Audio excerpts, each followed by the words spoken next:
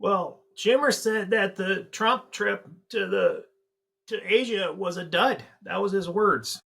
That it's been a dud. Yeah, everything.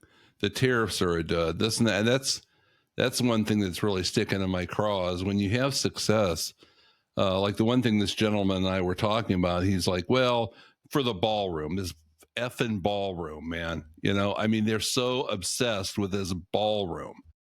Well, it should have gone through Congress and it should have gone through the necessary steps for appropriation. They want it to be business and politics as usual. That's the whole thing. We've all said when Trump came in here, he broke that political mold. He looks at it more as a business.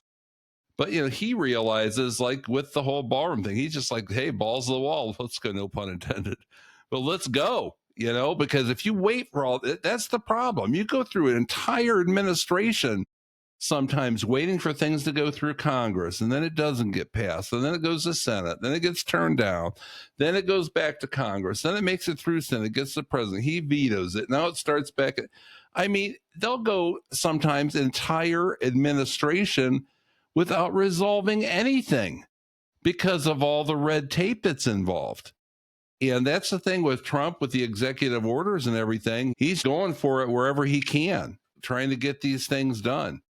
You can't tell me that the most powerful country in the world hosting dignitaries in tents and letting them use porta potties for big black tie events, that they can't use a nice, big, elegant ballroom, and private funds are paying for it. It's not even taxpayer money that's being used. And you can't tell me that the Democrats, when he's done and gone, if Democrats ever do get back into office, which right now is debatable to say the least, but if they ever do, you can't tell me they're not going to utilize that ballroom. Sure. I mean, they've needed something like this for a long, long time when they have big meetings and events and black tie balls and things like that. I mean, that's where things get done in those kind of formal settings with dignitaries from all over the world and big business tycoons. You've got to have something like that. If it's not a ballroom, it needs to be like a big convention hall thing or something where you're able to host these people and be proud of what you're doing and who you are. Well, I've been kind of wondering about the ballroom.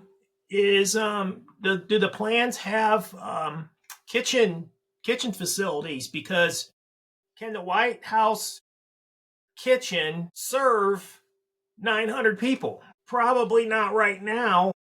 Right. Do they have the means to serve 900 people? I'm assuming that somebody thought of that before they started to do the ballroom. It's not just the place settings and 900 pieces of china, but do they actually have the ovens and the facilities in order to make food for 900 people? Or are they going to have to cater it in? Which that's kind of embarrassing too.